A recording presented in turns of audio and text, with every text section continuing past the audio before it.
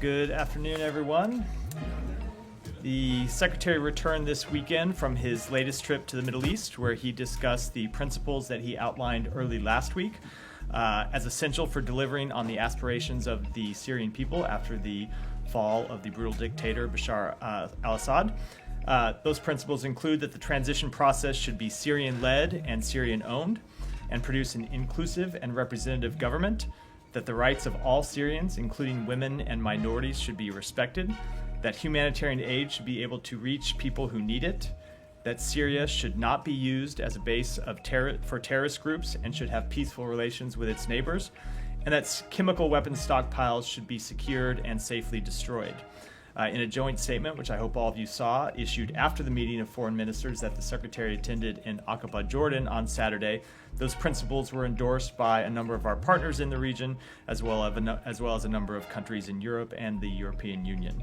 Over the coming days, we will continue to engage with actors on the ground in Syria about the importance of adherence to those principles, as well as with our partners in the region and around the world about what they can do to advance those principles as well. As the Secretary said on Saturday, our message to the Syrian people is this: we want them to succeed, and we are prepared to help them do so. And with that, Mara. Secretary during the trip also talked about direct communications with HDS. Could you say who from U.S. government talked to who at HDS, and what was the message? What kind of feedback you got? I'm not going to get into that level of detail, but we have had, I will say, more than one communication with HDS over the past week. And those communications have been largely focused around, let's call them, two buckets of issues. The first is the importance of locating and returning Austin Tice to his family. As you know, that has been a top priority for the United States government. We have a number of people engaged on trying to find Austin Tice and bring him home, and we communicated directly to HTS that anything that they could do to help us find him, we would greatly appreciate, and they committed to do that. The second area of communications has been around the principles that the Secretary laid out publicly early last week, and then you saw countries in the region coalesce around over the weekend. Those are the ones I just went through, making clear to HTS that while we have heard them say in their public statements that they're committed to an open and inclusive and transparent government, that we believe it is important that they actually adhere to that, as well as adhere to these other principles, and that we will be watching them closely over the coming weeks. Right. So at the moment, it sounds like a number of things are being discussed. Delisting HDS, perhaps potentially an eventual recognition. A lot of these things are somewhat on the table, not immediately. But I'm wondering, you did lay out your principles, but what is the first thing that you need to see from HDS for you to take a step with one of these? And delisting specifically because of the sanctions, it's very hard for any investment to come to Syria right now. So a few things. Number one, with respect to all of the potential steps that we could take, delisting HTS, removing some of the other sanctions on Syria, formal recognition, all of those we are going to take based on actions, not by statements. So just as a general guiding principle for all of you who are watching how the U.S. will respond, that's what we're going to base our actions on. I'm not going to get into trying to sequence which one of those could come first, or which of those principles we're going to look at to be implemented first by HTS. We think they're all important. But we're watching what they do now, and certainly making clear that they want to be inclusive in dealing with other groups inside Syria, making clear that they respect women and minorities as they stand up interim governing authorities, making clear that Syria won't be used as a base for terrorist groups. We're going to be watching all of those things over the coming weeks. Okay, a couple of more things. On Austin Tice, you've been in touch with a number of groups that are on the ground in Syria.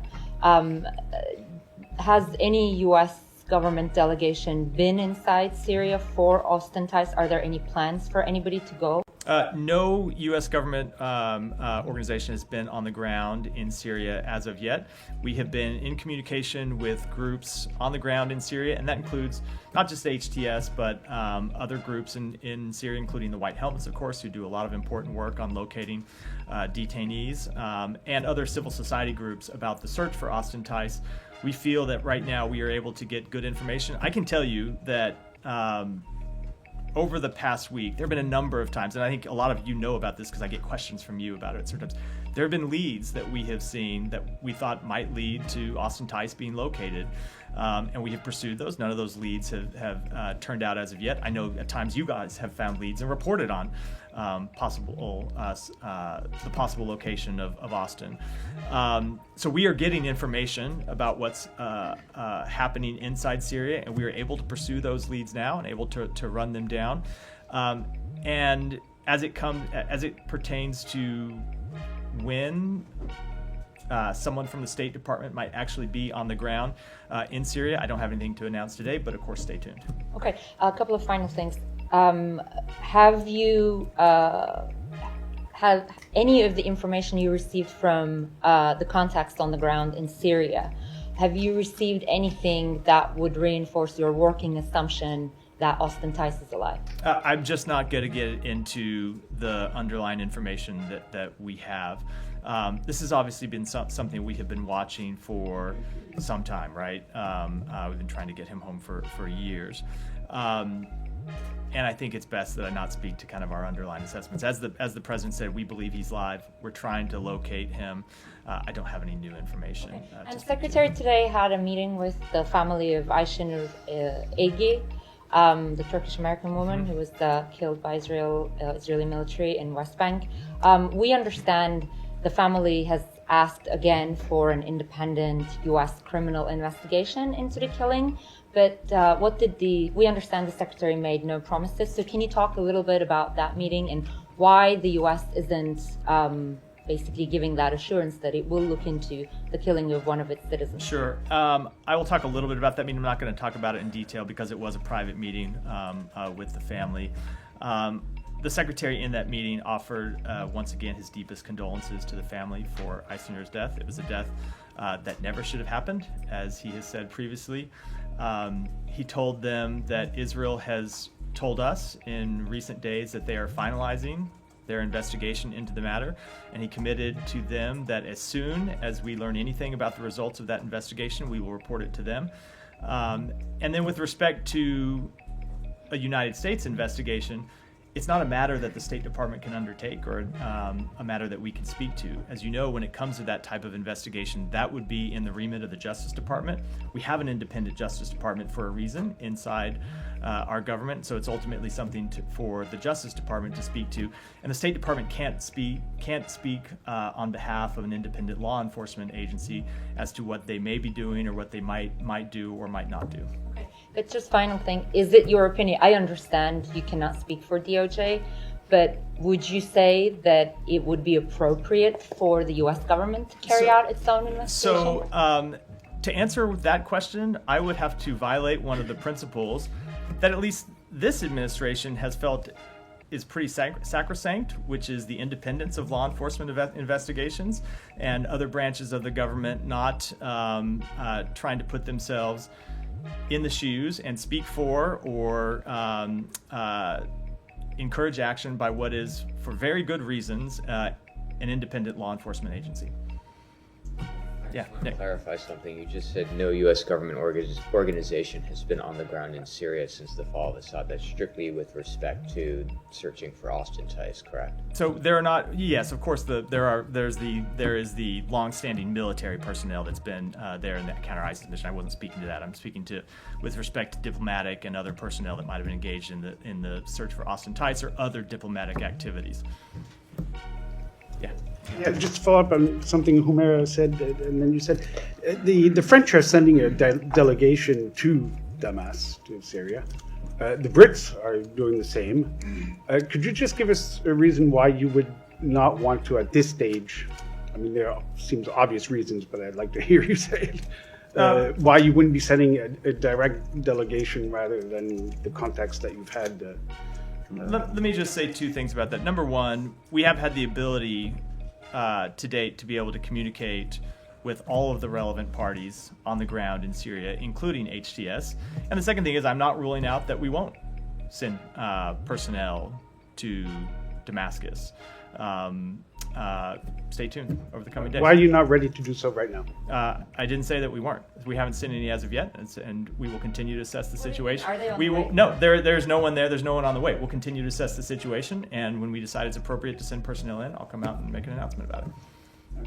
Another question related on Netanyahu on Sunday. The Israeli government approved the doubling of the population in the Golan Heights, which of course they've annexed. There's a lot of backlash against that from all different sides and partners. What are the U.S. thoughts on that? Look, our policy with respect to the Golan Heights hasn't changed. I don't have any comment on the announcement of people moving from inside Israel to the Golan Heights. You don't think it potentially, I mean, given the timing and all of this, that it could complicate things in terms of Syria more larger? So these are not people. At this point in stage, you have everyone seems to want a piece of Syria. Right so now. these are not, everyone is involved. These are not people who are moving to the buffer zone that is covered under the 1974 disengagement agreement. And we have made quite clear our opinion about the buffer zone is that we ought to believe it ought to be upheld. Israel has said that the deployment of forces into that buffer zone is temporary. We believe that deployment ought to be temporary, and the 1974 disengagement agreement ought to be upheld. And if you look at the statement that the United States signed on to, along with our partners in the region and a number of European countries on Saturday, it called for the upholding of Syria's territorial integrity. We stand by that position. Go ahead. Latest update on the hostage negotiations in Gaza. It seems like there's a lot of optimism, but I'll take that and I'll come. Go ahead. On the region. So there's been a lot of optimism, but do you see a deal in the offing, and is it a deal that the U.S. finds productive for moving to a post-conflict era? So the negotiations have been productive in recent days. We have continued to try to work with the other mediators to narrow the differences. We have been down this road so many times before, though. It's hard to stand here and say we're optimistic about it because we are very much realistic about how difficult it has been to reach a deal. There are really, and this has been true for some time, there are a very small number of differences that remain between the parties, and we continue to believe that those differences can be bridged. We continue to work to bridge those differences. The secretary, in his meetings with President Erdogan and the foreign minister of Turkey last week, Hakan Fidan, emphasized to them that any influence that they have with Hamas, now is the time to use it. And I can tell you that the foreign minister came back 24 hours later when he saw the secretary in Aqaba and said that they had been pushing for a deal. And we know, of course, that Egypt and Qatar, who have relationships with Hamas, have been pushing Hamas for a deal. We are not leaving anything. We are pushing as hard as we know how to do at this point, and we believe we can get to a deal. But again, it remains incumbent on Hamas and Israel agreeing to those final terms and getting it over the line. And I can't in good conscience stand here and tell you that that's going to happen, but it should happen. Syria? Yeah, go. Jenny, we'll stick with Jenny. No, we'll go. Matt, are you conveying to HTS that they need to expel all Russian troops as perhaps contingent to lifting sanctions as we've heard from the EU? I'm not going to get into the conversations that we've had with them. Ultimately, as you heard me say last week, the disposition of those 2 Russian bases inside Syria is a matter for the Syrian people to decide. But when you look at Russia's history inside Syria, it is one of being complicit in the massacre of hundreds of thousands of Syrian civilians. Russia propped up the brutal, murderous regime that gassed its own people, that murdered its own people, and so certainly I think that Russia has a lot to answer for its actions inside Syria. So would you consider not lifting sanctions until there is an expulsion of Russian troops? So I'm not going to get into our internal deliberation process, but we have made clear what the factors are that we are looking at. And there are factors that largely relate to the Syrian government's interaction with its own people, as well as things like not threatening its neighbors and not being a base for terrorism. And then I have another on transition if you want to come back. Yeah, I'll come back to you. Not yet. Syria and Gaza, but on Syria, just going back to Austin ties, there were some reports indicating that he might be actually in Iran or Iraq, or might be taken by Maher al-Assad, which is the brother of Bashar. Any truth to these reports that you know of? No, not that I'm aware of. I haven't seen those reports, and I can't speak to their veracity. Information that he is in Syria. We do not have specific information about where he is. We continue to work to try to locate him, but we don't have specific information about his whereabouts, or we would have been able to verify that information already. Okay. The attacks that carried by Israel is almost 450. One of the biggest attacks was yesterday. It was described like an earthquake bomb.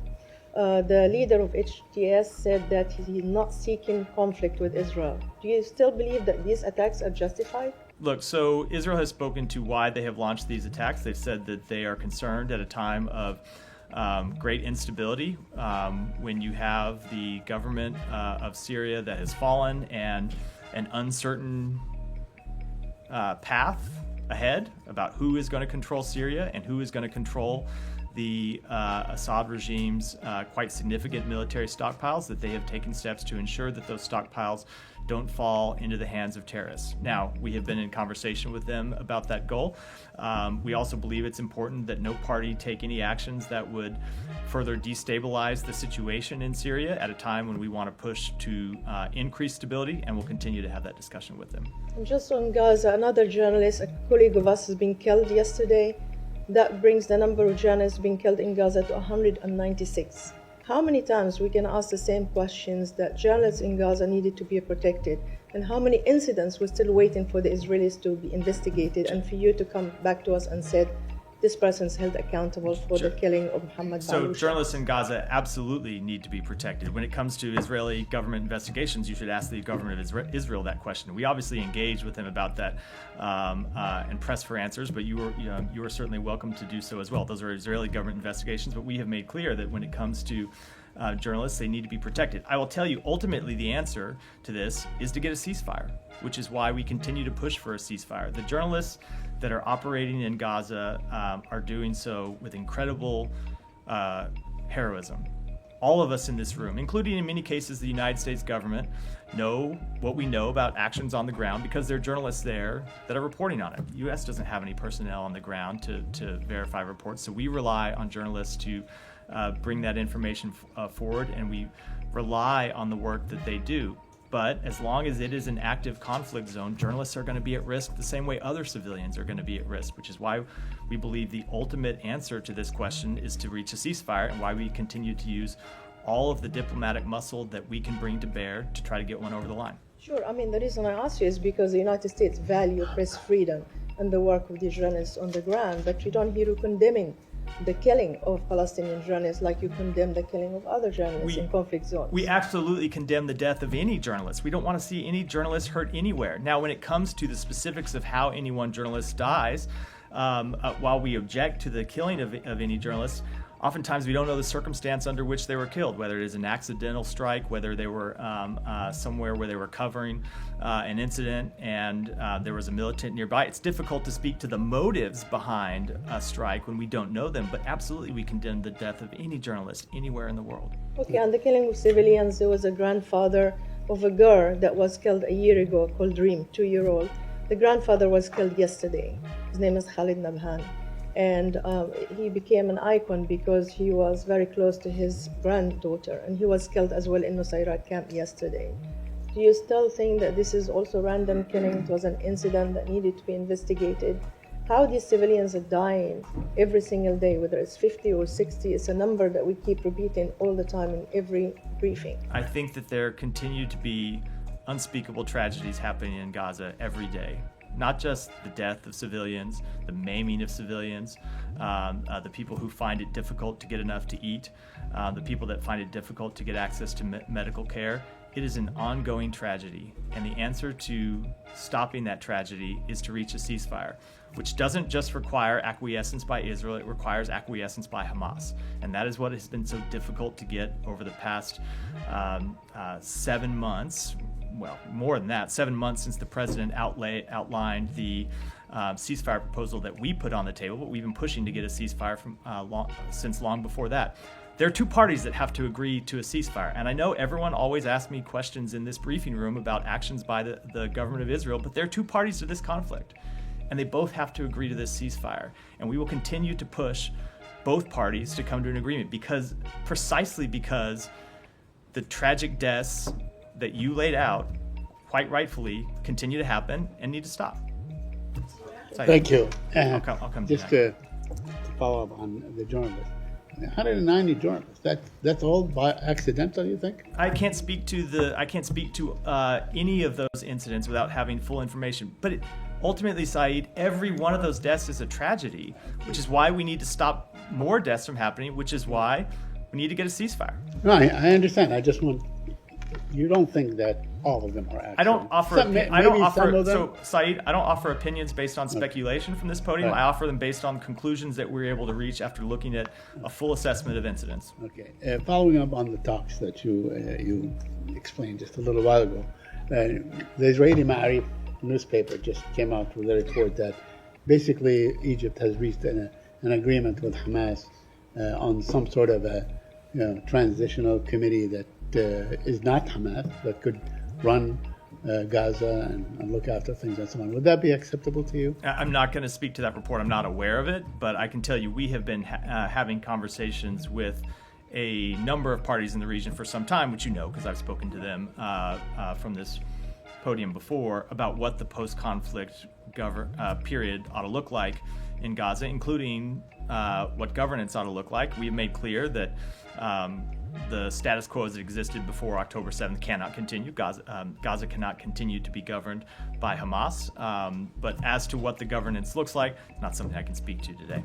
Okay, because Netanyahu said today, told the court that he will not be able to attend tomorrow. And normally there's something, maybe big. Do you expect there may be an announcement tomorrow on a ceasefire? I have no idea why he's not able to attend the court hearing tomorrow. Couple questions on the Palestinian issue. Israel is deploying dozens of autonomous weapons all throughout the West Bank that basically will not be able to discriminate between a perpetrator or a civilian and so on. Doesn't that make every Palestinian in the West Bank potentially a target? I can't speak to that particular deployment, but I would say when it comes to the use of any weapons, that our expectations are the same, that Israel must fully comply with international humanitarian law and protect civilian life. All right. On the aid, the Financial Times, I guess, reported that aid is at its lowest point, despite what you're saying that they a lot. Can you explain to us the aid situation now? It continues to be extremely challenging. We have seen some improvements. There were a number of days last week when we saw hundreds of trucks go in, but then you have other days that the aid level is much lower. Continue to be barriers to the delivery of aid inside Gaza that we work to try to overcome, but it continues to be really a crisis situation. And I think ultimately the conclusion that we have drawn is like the ongoing deaths of civilians in an active conflict zone, the provision of aid in an active conflict zone is very difficult, and it's another reason why it's so critical that we reach a ceasefire. Let me ask you on the appointment of ambassadors. The coming administration named Mark Huckabee as ambassador to Israel, and Israel named Leiter, who is a well-known Kahanist, and as ambassador to Washington.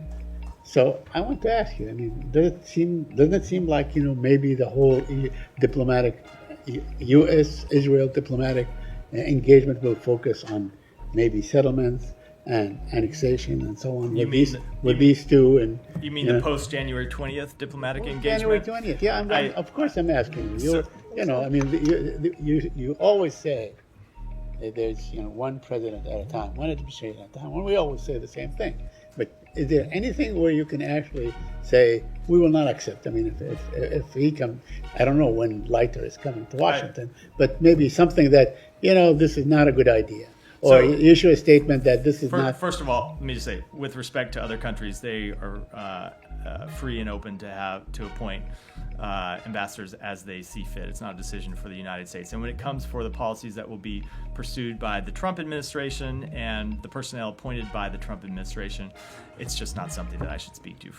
I So think I'm happy to speak to our ambassadorial appointments, but not those being made by the Trump administration. But you do have a view. I mean, this is U.S. diplomacy at its finest. I have right? a view that it is my job to stand up here and speak on behalf of the personnel that President Biden has appointed and the policies that he is going to pursue, and not opine on whatever policy positions an administration that I will not speak for may choose to pursue. Okay, so in principle, you think that the United States of America should have no say-so on the, as far as the character of said ambassador is, whatever crimes he may have committed, and whatever, it's all acceptable? If we started trying to pick and choose and opine on every ambassador that 200 countries around the world appoint to the United States, we would be in this briefing room for a very long time every day. Okay. Tom, go ahead. I'll come to you next, Nike. Ezgi and the meeting today. Just on a point of fact, I mean, you've set out how you can't speak for the Department of Justice and the call for a US-led investigation, but that's not all the family are asking for. And one of the things they want is some basic information for the State Department to ask the Israelis, for example, for the name of the unit involved, the name of the unit commander, things that they would want in the interest of transparency as American citizens who seen their loved one killed. I mean, are you asking for those things from the Israelis? So we are asking for the results of their investigation, I would assume, but we'll see when we get the results of that investigation. You would expect that investigation would talk about the unit that was involved as well as the things that have happened. We will see what's actually in that investigation when we get the report from the government of Israel, but what we committed to the family is that we will brief them as soon as we get those answers. Some of these things are quite basic things that aren't the result of an investigation. I mean, knowing the unit involved is a very basic piece of information. I hear you, they don't even know that the US could ask the Israelis now. I hear you, but they're in the middle of an investigation. Well, I shouldn't say in the middle. They're near the end of an investigation where we expect that they're going to come to us and brief us on the results of that investigation. And if we don't get satisfactory answers to the questions that we have asked of them, of course we will continue to press them for more information. Saeed, is there something you'd like to share with the rest of the class over there? The ministers that are being appointed to run Syria. So maybe you ought to take a second look at that. Maybe on silent mode, not for the rest of us. Yeah. To continue, do you have any sympathy with an American family who look at this situation and, in their view, see differential treatment? Because here you have an American that's been killed by a strong ally of the United States, which is armed by the United States. Those weapons go into the West Bank. They go into the use of live ammunition against civilian protests in the West Bank. And yet they believe that nothing is being done. They said they walked out of that meeting today and felt no further sense of optimism after the meeting with the Secretary. Do you have any sympathy with that? Of course we have sympathy for the family. And the Secretary said that directly to the family. And if you heard the Secretary's public comments, not just what he said privately to the family, but you all heard his public comments after she was killed, when he made clear that her death was unacceptable, that it was an avoidable tragedy, that it was something that should not have happened and should not happen again, and that we will demand answers from the government of Israel. And we are demanding answers from the government of Israel. Now, we also respect that when there is an ongoing investigation, it's appropriate to get those answers at the end of that investigation, not in the middle. That's the same thing our law enforcement agencies and our military would do, by the way, if they were responsible for the death of a citizen of another country. They would complete an investigation and then talk about what they've found when that investigation ended, not when they were in the middle of it. Now, if we don't get appropriate answers to the questions that we have put to the government of Israel when we're briefed on the outcome of that investigation, we will absolutely go back and demand more. We 100% understand why Eisenhower's family is demanding answers and is demanding accountability, and so are we. We are doing it on her behalf, and will continue to do so. And I cannot in any way imagine the tragedy that they have had to go through. And I would be every bit as angry if as they are if I were in their shoes. I guess their frustration is about, of course, what they see as the absolute injustice of her being killed by a military force while she's at a civilian protest. Not just that, but about the fact that she was an American citizen and they don't see their own government, in their view, doing enough. And I am pressure. I am in no way going to quarrel with anything that they have said, because if I were in their shoes, I would absolutely be demanding accountability, and I would be pressing my government for answers as well, and they were absolutely right to do so. And what I can tell you is that we are demanding accountability. We are pressing the government of Israel for answers, and as soon as we have those answers, as soon as that investigation is complete, we will provide them to her family. Okay, and it's just that then goes to the wider issue, which is, and again, the attorney for the family says this, we have been here so many times before, Shireen Abu Akleh, Rachel Corrie, Omar Assad, where American citizens killed by the Israeli military, and you have said the same things. You've said we'll wait for the outcome of the investigation. In the case of Shireen Abu Akleh, in the end, you said that you've got the Israelis to change their rules of engagement. But here we see live ammunition used against a civilian protest in a village that has seen their land taken away by an illegal settlement outpost.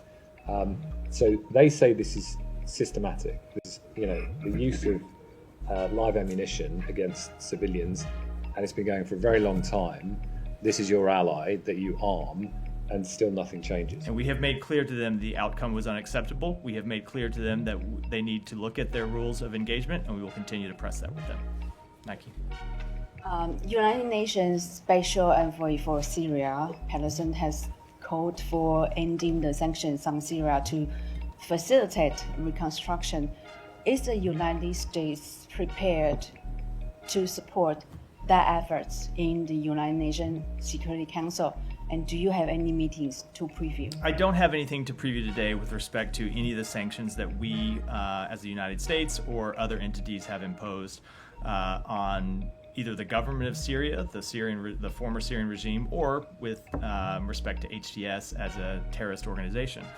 But we have made clear the principles that we want to see the transition process and a new government adhere to. And before we make any kinds of decisions about recognition or about lifting sanctions, we want to see their actions actually adhere to those principles. We want to see them take actions on behalf of the Syrian people.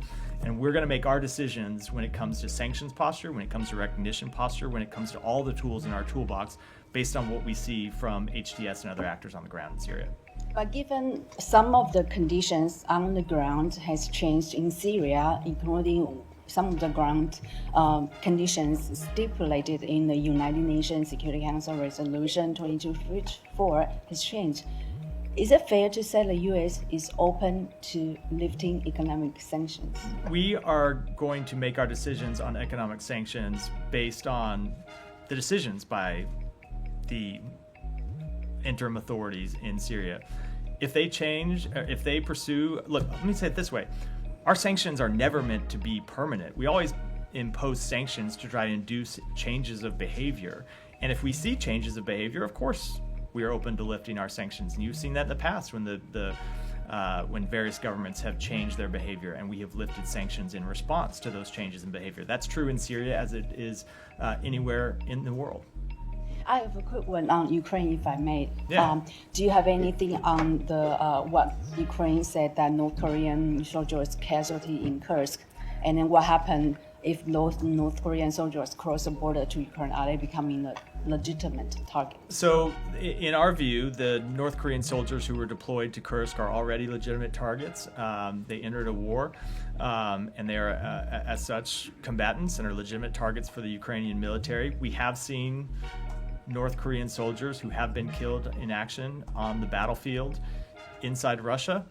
And if they were to cross the border into Ukraine, that would be yet another escalation by the government of Russia, and also an escalation by the government of North Korea to send North Korean troops to prosecute a war of aggression against an independent sovereign nation inside that nation's borders. That would absolutely be an escalation by the government of North Korea.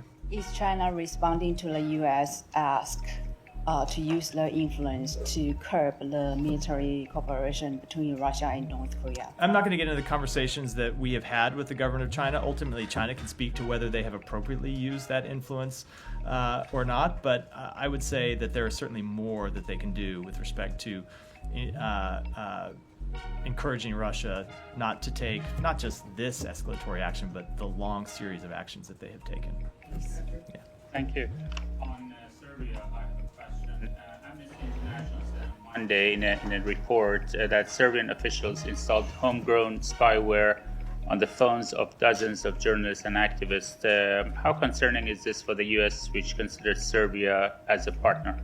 So I can't speak to that report. I'm not in a position to verify it, but just speaking broadly, we have made quite clear since the outset of this administration the concerns that we have about governments that use spyware to track journalists, to track dissident groups, to track to track others who legitimately oppose or report on government activities. And you have seen the United States take action to stop the use of that spyware. But as it comes to this specific report, I can't speak to it.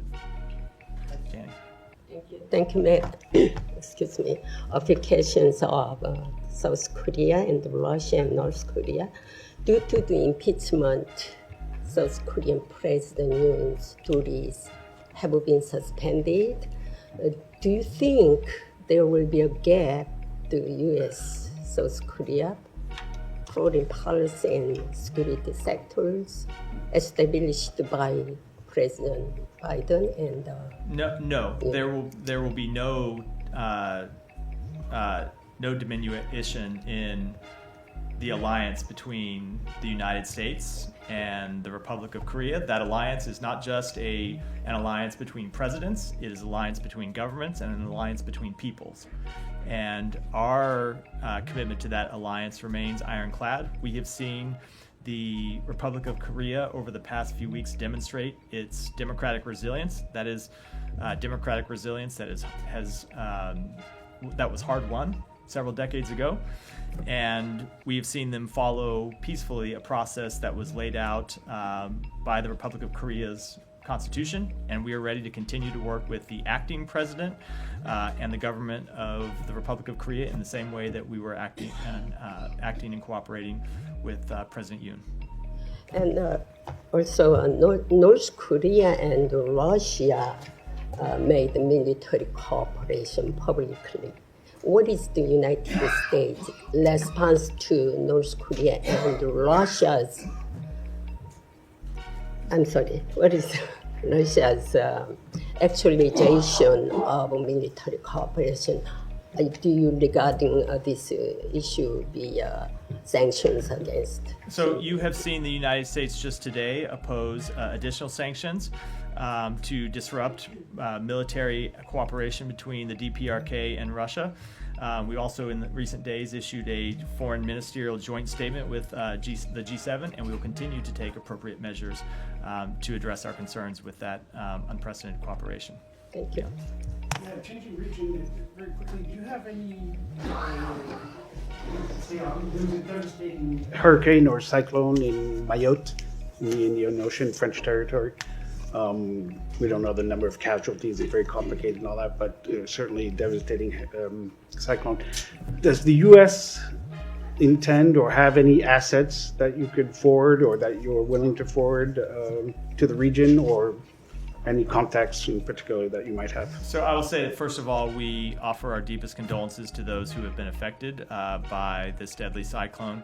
And we do stand ready to offer appropriate humanitarian assistance. And as to details, I have to take it back and get that for you, Leon.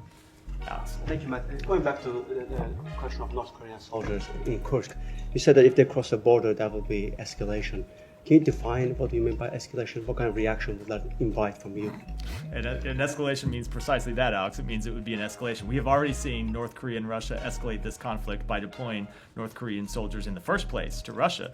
It would be a further escalation to then send them onward to fight inside the borders of a sovereign country. As to what the United States might do, as to what our allies and partners who also support the government of Ukraine and in this conflict, I'm not going to preview that publicly, obviously.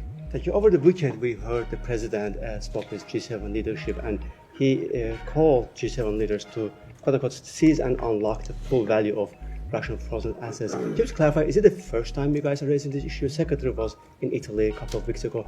Why waiting till the very last moment? It's something that we have been working on privately with our allies and partners for any number of months.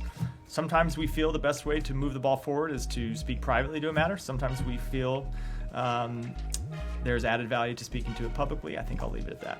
And on Georgia, I have a couple of questions on Georgia. I want to get your reaction to what we have been seeing lately around Georgian president. There's a literal coup going on, Russian back, to replace her. Do you have any reaction? So I'm not going to speak to that specifically, other than to say that we have been greatly concerned about the state of Georgian democracy, the actions that Georgia Dream has taken to undermine Georgia democracy. You saw us just on Friday impose 20 new visa restrictions on individuals affiliated with the government who have been responsible for undermining democracy in the country, and we will have other actions that we're prepared to take in the coming weeks. On the visa restrictions, you guys have it like two previous packages of visa restrictions. They did not help. Alex, we're not done. As we made clear in that statement, we have other sanctions that we are preparing to unfold in the coming weeks. But there are criticism, coming from the Hill, saying that you are demoralizing protesters out there on the city. They've been out there for 3 weeks now. We could not be more clear, including a statement from Secretary Blinken week before last and a statement from me on Friday, that we are preparing an additional sanctions package that we will roll out in the coming weeks. Now, these are not things, in many cases, that you can do overnight. You have to make sure you get the letter of the law right when you roll out these sanctions, and that's what we're working on doing, even as we speak. Any concern that you're giving an... What's that? You always say you don't preview sanctions. We make rare exceptions. Any concern that you're giving some impression to Ivanish that you can get away with what he's doing? I think that should be, Alex, I don't know how many times to say it, when we have said exactly what you have been asking us to impose sanctions on the government of Georgia. When I come out here and tell you that we're preparing to impose sanctions, I don't think it could be any more clear. Jenny, you'll come back with your... Yeah. Updates as the landing team here? Has there been any communication between the State Department? Yeah, we have had communication with the incoming administration's agency review team. They have appointed members of the agency review teams, action that they took last week. I will let them speak to the identities of those members, but we are having initial conversations with them this afternoon here at the State Department about the path forward. We will reiterate to them, as we have been reiterating publicly for some time, that we stand ready to do everything that we can to support a successful transition. Is that more of a policy-focused conversation, more logistical? So the initial meeting always, and I can tell you I've worked on 2 transitions, always the initial meeting of this nature is more of a logistics question, because people come in and they want to know that they want to know what resources are available to them. They want to map out a series of meetings. Oftentimes they have requests for information that they put to the incoming administration, and they will prioritize what is most important. So this is an initial meeting about how the process should unfold over the coming weeks. And then what usually follows that, what we have said we are ready to do with them, is to as the incoming administration identifies its policy leads in different areas, to engage with them so they understand the actions that we have taken on various policies, what may be pending, things that we expect to happen either between now and the end of the administration, and then in some cases work that is ongoing on January 20th, because for all the all the focus on what we'll do in the next few weeks, the vast majority of the work of government are things that just continue, things that are in process that continue and get handed over. And so you'd like to brief the incoming administration on what those are so they can be ready to take decisions. Conversations or meetings between the Secretary and Senator Rubio? So the last phone conversation they had, they agreed that they would meet in person. I don't have a date to provide for that meeting, but when it does happen, we'll of course make it public. Can I just ask a one-off on the drones over the skies of New Jersey and Pennsylvania? I know that's probably a DOD, DHS, but is there any indication this is the work of like a foreign entity or adversary from the State Department perspective? I don't have any assessment at all to offer from the State Department. As far as I'm aware, this is entirely a law enforcement matter, and a law enforcement and Pentagon matter. So I would refer to DHS and DOD to speak to it. You go to. Yeah. questions on Syria, but first I want to ask a quick question about Secretary's meeting with Ayşe Nur Ezgi today. Is there a reason why this meeting was not included in the Secretary's public schedule today? Usually we don't make meetings with private individuals public on the Secretary's schedule. We put meetings, there are exceptions that we put meetings with foreign governments, we put meetings with organizations, but in the past when the Secretary has met with private individuals, we don't put it on his schedule. That said, and we also try to respect the wishes of the family who don't always want the meetings to be public, and we don't talk about meetings if the family doesn't want us to talk about them. But then when we have meetings that they are comfortable with us speaking to, I'm free, as I am in this case, to come out and speak to it publicly. Okay, one more on Syria, please. A couple more on Syria. Secretary Blinken said in Ankara last week that there is a broad agreement with Turkey and the US on Syria. I wondered, is that include the northeast Syria, because you have a major disagreement because of the US's support for the YPG, which Turkey considers the Syrian branch of the PKK, a designated terror group by both the US and Turkey. So this continues to be an extremely delicate and extremely difficult issue that we are working on with our Turkish counterparts, and it was the conversation. It was a large part, not all, but a large part of the conversation between Secretary and his Turkish counterparts is when it was, of course, a conversation at the meetings in Aqaba over the weekend. Look, we understand Turkey's legitimate right to go after a designated terrorist organization, which the United States considers a terrorist organization as well. We consider the YPG. I'm speaking with respect to the PKK. YPG is widely accepted, considered as the Syrian branch of the PKK. I understand. We have designated the PKK, and we respect their right to go after that organization. I will just say what we have made clear to all the parties that we have engaged in on this issue, that Syria is in such a fragile state right now that we don't want to see any party take an action to pursue their own unilateral interests over the broader interests of the Syrian people. That this is a time to increase stability, not to further devolve into sectarian fighting. And in addition, the SDF does incredibly important work in the counter-ISIS coalition, a coalition of which Turkey, of course, is a member. It is in the interests of the United States, it's in the interest of Turkey, it's in the interest of the Syrian people and all the countries in the region that ISIS not rear its head again, that the ISIS fighters who are being held in SDF custody not be released. And so we're going to continue to work through that. It is an extremely difficult issue, but we're going to continue to engage with our Turkish counterparts. I suspect it's something we'll be talking to them about this week. It's an important partner in the fight against ISIS or Daesh, I might say. But Turkey has been telling you that, if you want to fight ISIS, work with us instead of, using one terror group against the other. And Turkey is your NATO ally. Why don't you work with your NATO ally instead of a group that your NATO ally designates as a terror group? So we have been discussing this with our NATO ally and trying to come to the best path forward. But as I said, even considering Turkey's very legitimate national security interests at this delicate time, what we are trying to avoid is Syria devolving once again into sectarian fighting. Just came through the collapse of a regime that presided over a brutal, years-long civil war, and we don't want to see any actions that would further destabilize the situation and further lead to the suffering of the Syrian people. Does it include the actions by Israel? We have made clear to all parties that we want to see actions that promote stability, not promote instability. Every party in the region. Yeah. Thanks, Matt.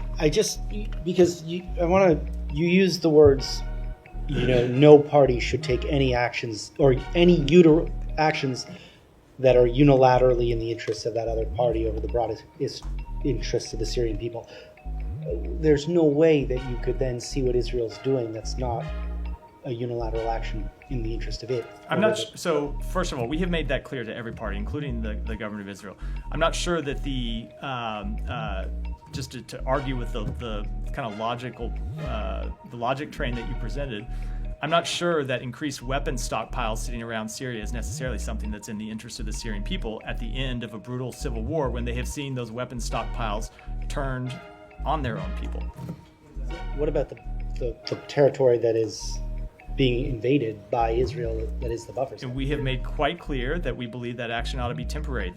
Israel has said, and they can speak for themselves, that they took the action because they saw the Syrian army withdraw from that buffer zone, and it created a vacuum that could be filled by terrorist groups. They have said it's temporary. They can speak for themselves. We have made clear that we believe it also ought to be temporary. In Washington later today, the Syrian embassy is raising the opposition flag. My understanding is you guys signed off on that. I have seen that reporting. I don't know what it comes from. We don't control that building. We don't control the operations that happen there. So the raising of a flag is a decision that's made by the Syrian permanent representative to the United Nations. And you haven't recognized that new flag? We have not, no. We have not. Tom, come back to you. There's no change in status of the Syrian embassy in Washington, D.C. No, there is not. I think there's probably an erroneous kind of thing that's circulating online suggesting it could be reopening, but I mean, this obviously won't happen. No change. Humera, go ahead. Yeah. So you're saying that the destruction of Syrian arms and the Syrian army is actually in the benefit of the Syrian people? I just want to. That is not what I said. I so said what that did you say on this? I said this is what the way the government of Israel has explained the actions that they are taking. I was just interrogating, as I said, the logic train of Will's question. But you said something akin to, I think that the arms and so on that were used against the Syrian people, that would be to their benefit. That's what you're saying? That's not what I said. Go ahead, Humera. SDF and Turkey-backed SNA fighters. The United States brokered a ceasefire between them last week, largely focusing on Manbij. That seems to have ended today. Could you first confirm that and tell us if there are any U.S. efforts to extend it? So I can't confirm that, but what I can say is that we continue to engage in very intense diplomacy with all the parties in the region, the parties in northern Syria, our Turkish allies, about anything that we can do to increase stability in northern Syria. And as I said, try and avoid any actions that would lead to the SDF being distracted from their important fight against ISIS. Right. I'm not. I get the point of the question, but I'm just not going to get into the underlying details. I can just tell you it's something that we are actively engaged in. Okay. Without saying more. This seems to be a short-term ceasefire thing. Is the U.S. involved? Are your conversations also targeted towards achieving something more permanent between those parties there? So in the immediate term, we want to see the situation stabilize. Long term, of course, we want to see a Syrian government established that has full control of the entirety of its territory, that governs in a way that is inclusive of all the organizations, all the various ethnic groups inside Syria. But obviously, we're a long way from that today. Nick, go ahead, and then we'll wrap today. Question. There was a report that the U.S. would raise a new Syrian flag over the embassy here in D.C. Is that accurate? No. So I was referring to that somewhat. It's not an action that the United States. We don't have control of that facility. It's not a facility that is under our control. We don't decide what flags are raised or lowered there. That is a facility that, to my understanding, is controlled by Syria's permanent representative to the United Nations, and they make those decisions. So with that, wrap today. Oh, yeah, go ahead. One more. Sorry, one more. Quickly, on the in Syria, the Israeli military's actions in Syria, is there any concern on the part of the U.S. that this could interfere with the search for Austin Tice or perhaps harm Austin Tice? There's some reporting now that the family has reached out to Netanyahu's office to request they pause operations. I'm not aware of those conversations. I can't speak to any concerns that we have about it. But obviously, we continue to be intensely focused on trying to find and return home. Thanks, everyone.